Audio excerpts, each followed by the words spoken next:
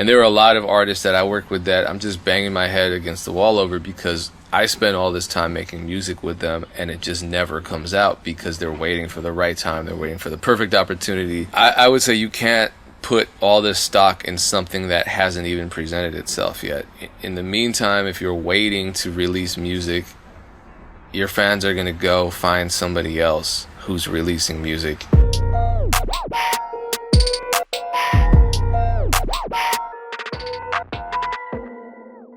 Peace, what's going down? It's the Music Entrepreneur Club podcast. My name is DJ Payne One. I'm joined by Damian Ritter, and this is our Sweet 16 episode.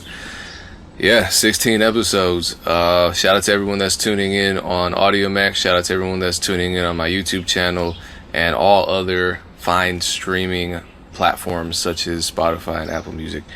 We're not at A3C, so we want to shout everyone out that is there. We love A3C. It's one of my favorite events, if not my favorite conference. Annual music business conference. Yeah, well, I think we'll get back next year. We just have a lot of stuff going on with the podcast, with our live weekly sessions that everybody listening should actually be tuning in. So if you haven't signed up, go to musicentrepreneurclub.com and sign up. Our live sessions are dope. But we'll also continue our MEC tour at the beginning of next year. We still got to hit the Midwest, maybe parts of Texas and maybe the Northwest, and then we'll probably continue hitting cities that we went to already this year. So the MEC tour will be coming up, and then also look for our Collab for the Crown contest, which is our contest where we force you to do what you should be doing already, which is collabing with people, networking with people, cross-promoting, sharing each other's fan base. So the Collab for the Crown contest, this will be our second time running it. That'll be in the coming months as well. So we'd like to be at A3C for everybody that is there. Make sure you're taking advantage of it, networking. It's a good time, but it's also a time to learn and to build with other people. So hopefully you're accomplishing both. So it is our 16th episode.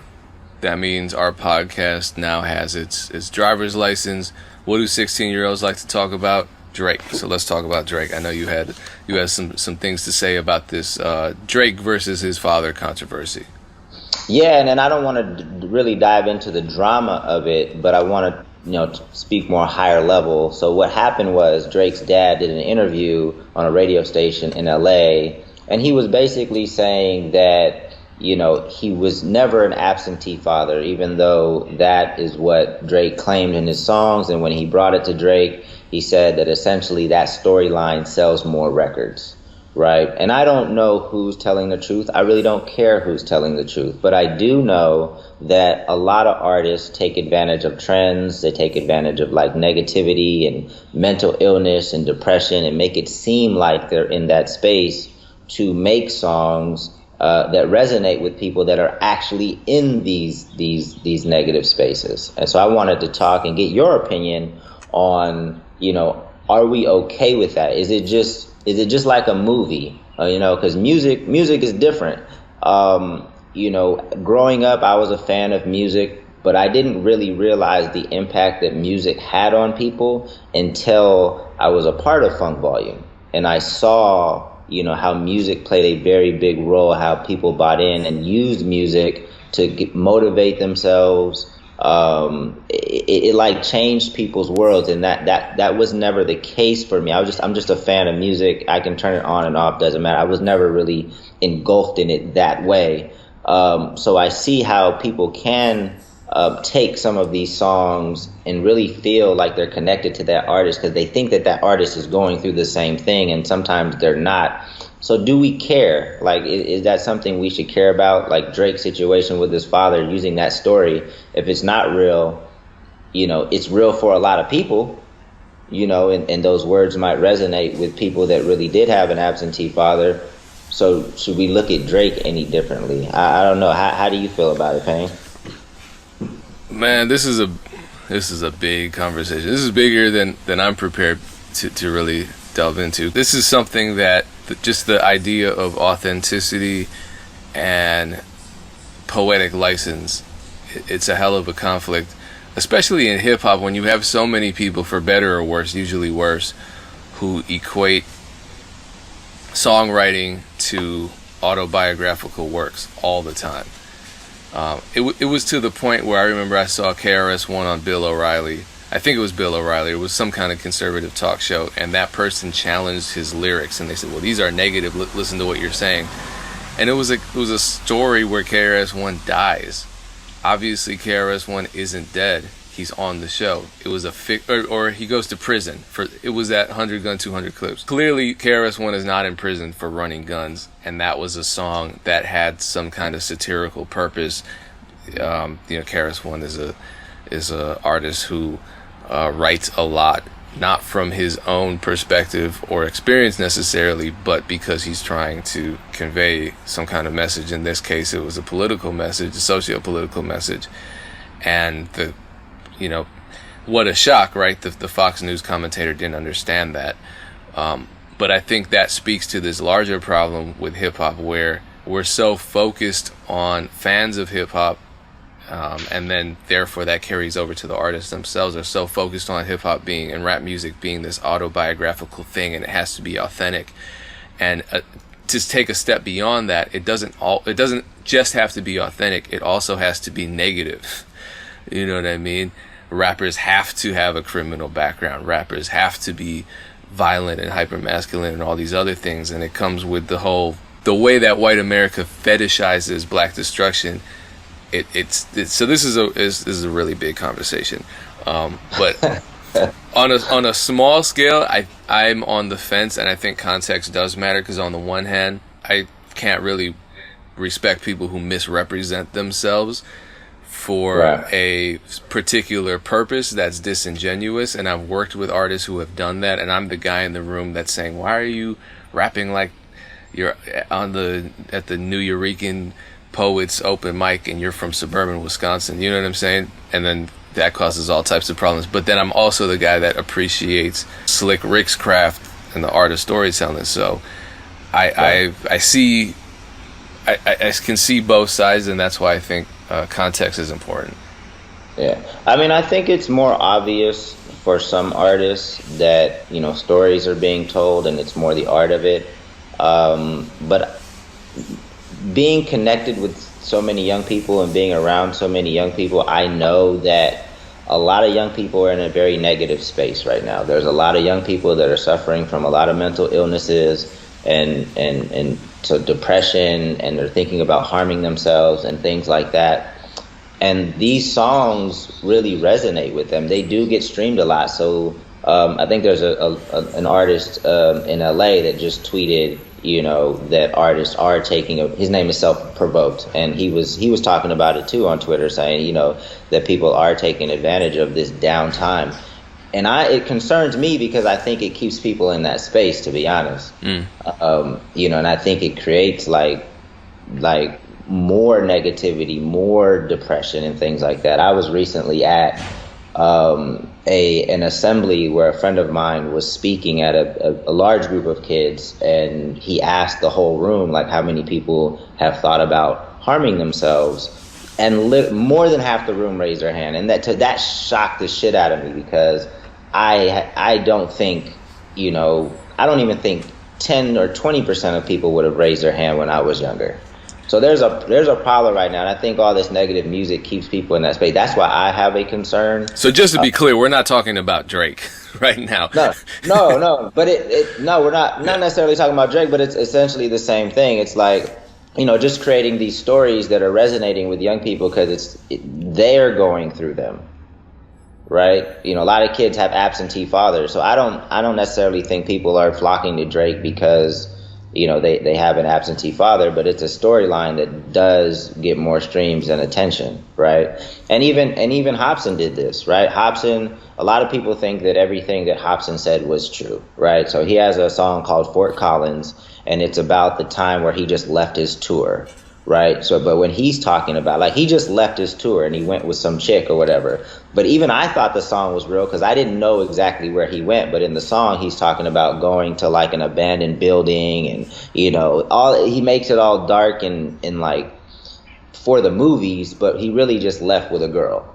You know what I'm saying? And I didn't even know that was the case till like a year later. But it kind of made it kind of made leaving the show okay because he was going through, this dark and gloomy story, right? So, I have a problem with it. I think for the artists where it's clear where there's storytelling and things going on, that it's fine. But if you're an artist that really has this attachment with your fans and your fans really resonate with like your story, I personally have a problem with it, but it's not to the point where I'll get on my soapbox and be like, hey, you guys need to stop doing that. I think fans just need to be educated and know that everything that comes out of these artists' mouth is not something that they personally went through. So you then make the decision of whether or not you want to subscribe wholeheartedly to everything that they're saying. Right? I think maybe it's a more fan education thing than it is, hey, artists, stop doing this. Yeah, because I'm really nervous about policing art, period. Obviously, if I know somebody and I know them on a personal level, and this has happened where people on a personal level that I've been working with, artists, start, and you know this because you know the person, they start misrepresenting themselves through the art for a specific purpose, and usually it's that they're misrepresenting themselves in a negative way. They're painting their past as being more checkered, or they're trying to appear more associated with a criminal element, or something that is negative, and it's ultimately destructive for them, but they're doing it to try to claim some sort of authenticity that they think is a requirement to be a rapper. And that's an offensive notion in and of itself, because it goes back to that higher conversation about the destruction and self-destructive patterns and the subjugation of people of color, because rap is a black and brown art form, period. And so the fact that we associate it with all of this negativity is a serious problem. But the artists within that space, I think, should have creative control and creative freedom, and not always have to stick to autobiographical writing styles. At the same time, I don't know, it's context. It's hard. It's a tough conversation. But I do think consumers should be smart. Obviously, we're talking about young people who might be going through something. And when I was young, I looked up to the musicians that I listened to, and maybe to a higher degree than I should have. I think we all do. I think people who music is such a powerful thing. Like you said, when you hit the road and tour, I've been on so many tours at so many events, and once I started experiencing firsthand the impact that music had on people, I saw that it came with a responsibility. Some people don't see that it comes with responsibility, and that's just a lot to take on. But for me, as a consumer, when I was a young teen, I wasn't making that distinction necessarily. I was really connected to the music because that music became a soundtrack to whatever I was experiencing in life at that time. And so me as a kid who was considering self-harm, who was depressed, was the music making my depression worse or better? I really couldn't tell you. But I was connected to it. And if I felt negative, then that music enhanced that feeling. Right. Yeah. No, I mean, I think it's more of a fan education thing. And what you're talking about, the self-destruction. I mean, obviously, Tekashi being I never really want to talk about Tekashi on this platform unless we're really diving into some business learnings from it. I think he plays into a lot of what he's our biggest example of what you were just talking about. But let's dive into the topic that you wanted to queue up for today. I was on Instagram, and this happens a lot, but I decided to tweet about it. I'm on Instagram, and I post beats and run ads, and my profile is completely public because I'm a musician. I want people to access my music. And a lot of recording artists engage with my posts, but when I go back to check their profiles, they're private. So I'm sitting, and I've always scratched my head about this. And then yesterday I decided to just kind of muse publicly about it, and a lot of other people agreed with me. I just started thinking, your profile is public or private. I can't engage with your content. I don't even know what your art is. I'm not going to go out of my way to follow you and wait for the approval and then go back and check out you because I don't know you. So I'm probably missing out on a lot of talented artists just because they have their profile set to private. So I started thinking, there are all these ways that artists and musicians have sabotaged themselves and are continuing to sabotage themselves. I started thinking about how I sabotaged myself as an artist, especially early on. There are still probably ways that I'm sabotaging myself that I don't know about yet. And I started writing a list. I have 6 that I wrote down, and of course there are more than 6, but hopefully I can read through these, give some examples, and put it into perspective for the artists that are watching this that might be doing some of these things.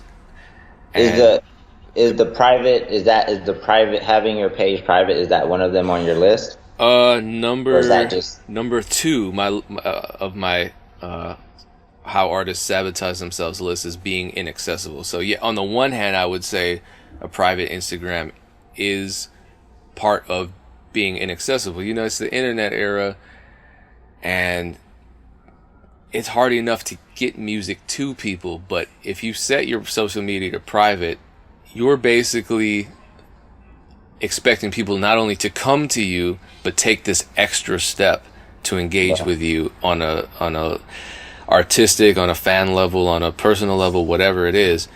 And then the average person isn't going to. It's hard enough to be an unknown artist and try your hardest to get people's attention.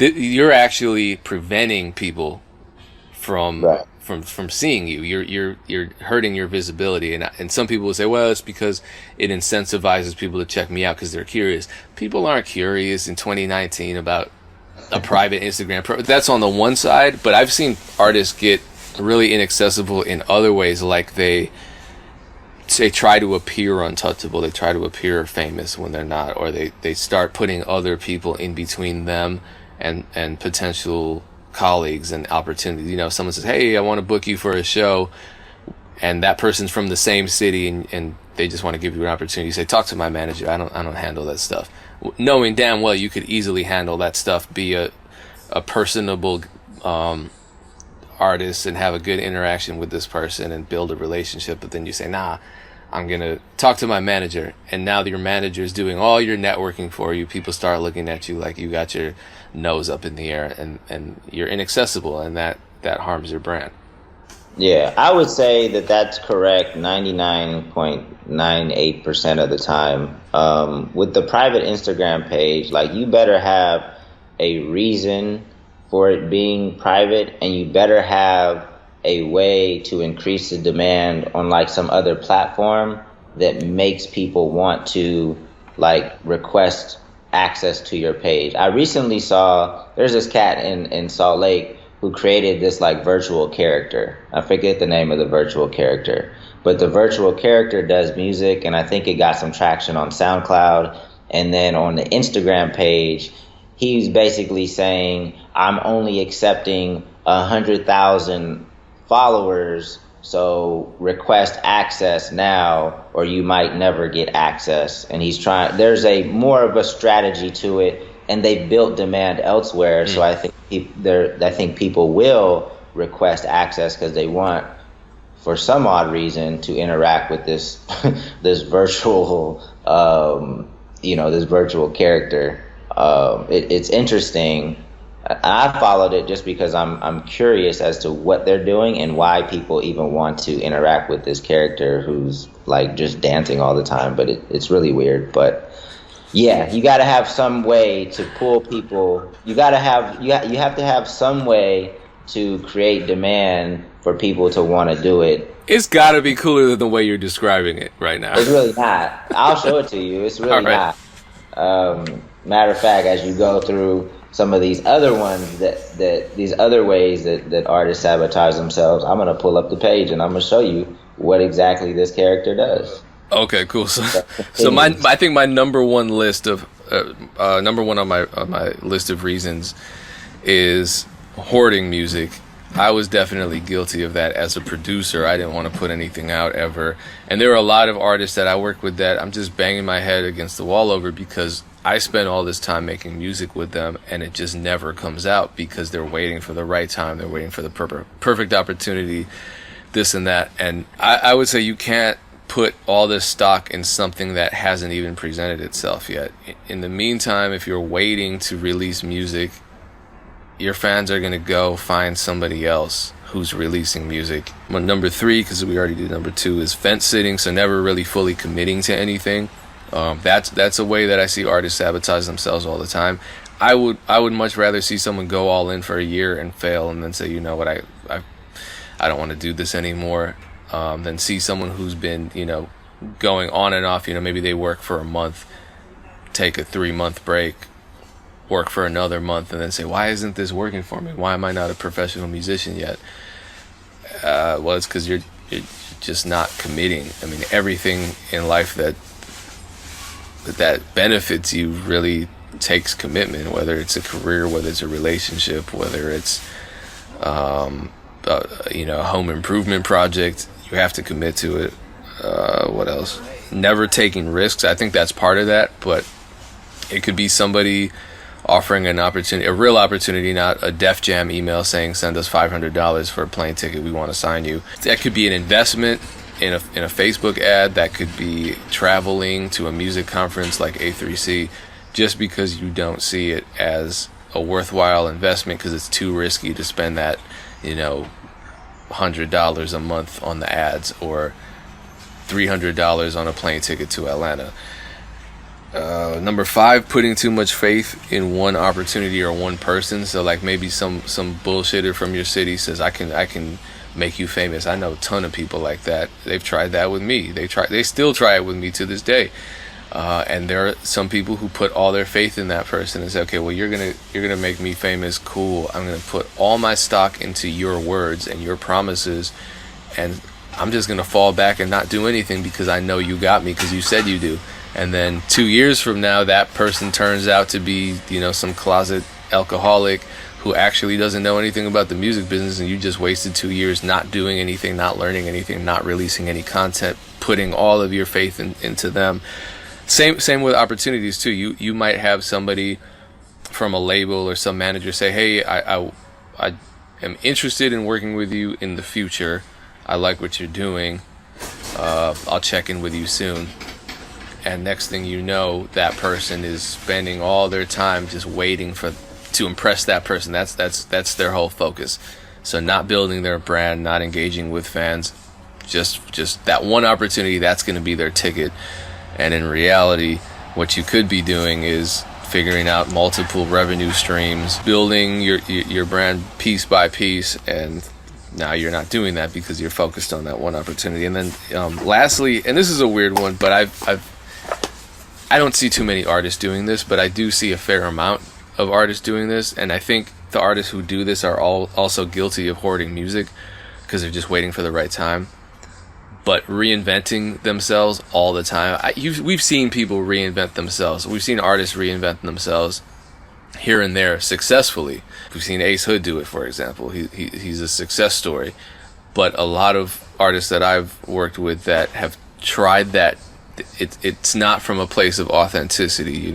Hey, this trend just changed, I'm gonna reinvent myself. Remember when Lil Wayne started doing the whole rock star thing and everyone started wearing chains and the leopard print pants and all that stuff? It's like, oh yeah, I'm gonna be a rock star now. You don't even like rock. You've never touched a guitar in your life. What are you doing right now?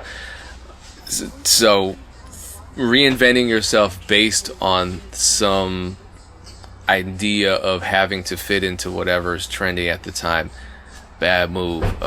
Who was it? That Static Selector, right? When I interviewed him, we talked about why he was so, I guess, stubborn. I don't know if I use that word, but I mean, it's true. He was, and I think that being stubborn is a trait of a lot of successful artists. because they have to power through a lot of adversity. But for him, with the landscape of production changing, why did you stick to golden era hip hop, that sound? And he's like, I was just stubborn. I stuck to it, and eventually things came back around. There was a period when that wasn't popular. Now it is again, and look at all the opportunities that he's getting. He didn't switch up and reinvent himself as a producer based on the sonic trends and musical trends of hip hop at the time. So that's my list. Are you going to show me a dancing avatar? No, well, I just wanted to comment on some of the things, because I know a lot of artists that are doing a lot of those things. Sometimes it's a lack of confidence. Sometimes it's an unwillingness to do the things outside of the creation of music that's necessary, the social media, the actual learning of the business. Like, they don't want to do any of that stuff, and they're just waiting for someone to do that for them. And sometimes or there's some people that just have anxiety, and they can't really bring themselves to put themselves out there like that and make the commitment. So sometimes there's all types of reasons. And then sometimes I just don't know what the fuck is going on. Cats just are not moving. They're super talented, and I'm sitting there and I don't have any answers. I don't know why they're not doing the things that they're doing, because I know that if they got to be consistent, they would be making a lot of progress and a lot of money and putting themselves in a much better situation. And sometimes I'm just looking at them like, I have no idea, why they're not moving. So it's a mystery. But yeah, so this he's an artificial intelligence robot rapper is what they're saying. His name's MEC. It's a private page, and it's interesting. It's like, because when I followed it, they said that they were only accepting 100,000 followers. But now I go back, he has over 100,000 followers, and now they're saying they're only accepting until 200,000 followers. So I'm sure that once he hits at least 100,000, it's going to go up as well. I'm shocked. I mean, I'm older, so I don't want to just say, hey, this is lame, but to me, this is lame. Like, the cat's just like dancing. I don't know if people that are listening to the podcast won't be able to see this, but like, it's a character that's just dancing. He's doing stupid stuff. He has like, the character has jewelry that it's showing off, and I'm like, I don't get it. And he raps though? I think they're gonna be making music for him. It's just a character that. Okay. It's weird that so many people follow him. Again, he's got 100,000 followers, and I guess it's promoting his SoundCloud as well, because it says only accepting 200,000 followers. Follow my SoundCloud to get accepted. So you got to jump through another hoop in order to get accepted. So they're creating this scarcity, essentially, that you got to get early, because they're only accepting 200,000. But again, once they get to 200,000, they're only going to accept 300,000. So unless you have a plan like that, and obviously it's proven to be working, because they've gotten to 100,000. Right? And then I don't quite understand the appeal of this, this AI robot rapper. But, if you have a plan like that that's working, then I guess it's okay to make your page private. They have a lot of content too, right? Built up that they're using to kind of tease the public with. Yeah, I mean, I guess it's a lot of stuff. I mean, you click on some of this stuff. Sometimes it's just pictures with like a sea turtle and a bunch of. There's that Gucci. I don't even know. That's the Gucci logo. The sea turtle in a Gucci logo in a Gucci shell. He looks like somebody's like he looks like Kid Buu, doesn't he? I don't even know who that is. I don't know who. I mean, all right. I don't know who Kid Buu is. But he's got the different colored hair. It's definitely a trendy AI robot rapper character. But I really don't want to talk about that anymore. But if you have a plan, and it's not just you not wanting to be accessible, and your plan is proving to work because people are trying to get in early or what have you, it's okay. But for 99% of people, open up your damn Instagram page and let people see what you have going on, so they can start learning your story and resonate with your content. I'm sorry that we spent so much time on MEC, the artificial intelligence robot rapper. I'm not. I learned something new, and now I'm gonna be the and 1,000th follower of Mecha, the dancing turtle friend robot rap. I don't know what he is, but I'm curious now. I just want to know why people are flocking to his Instagram page. There's probably a lot of young people. People do a lot of things that I don't understand, and I try not to judge it, but I do look at it and just kind of shake my head because I just don't get it. But Ditto. Okay, so there are so many factors in deciding what works, what strategies work when it comes to marketing music, and sometimes it's just as simple as good music mixed with being in the right place at the right time. It's rare. A lot of it is just slow incremental growth. So I don't want people listening to our podcast or watching any of my content and thinking, man, there's so much to deal with, I'm overwhelmed. No artist does it all at once. No artist does it all in the first 6 months either. So figuring out who you are as an artist, telling your story, figuring out ways to tell the story, and then just learning piece by piece about the social media, about the ads, about the marketing landscape on the internet, about streaming and royalties and all that other stuff that you're going to need to sustain yourself. That would be my suggestion. Just do it piece by piece. Don't get overwhelmed and don't let it intimidate you. I think that's a good place to leave off, because we got a little bit dense with our conversation today. For sure. Yeah, man. I think it was cool though. That works. I think that's a good 16th episode of the podcast. Just a reminder for everybody listening, please join our live sessions. They've been really dope. We got a lot of dope guests coming up. We also have a collaborative session with Brandman Sean's network on the 21st. Shout out to Brandman Sean. Sign up prior to that session, because I know that's going to be dope. I think that's something that if the session goes well, which I hope, which I know that it will, it's something that we'll do maybe on a monthly or maybe on a quarterly basis. But that should be an interesting session. We're gonna dive deeper into a lot of social media topics with his group. So sign up ASAP.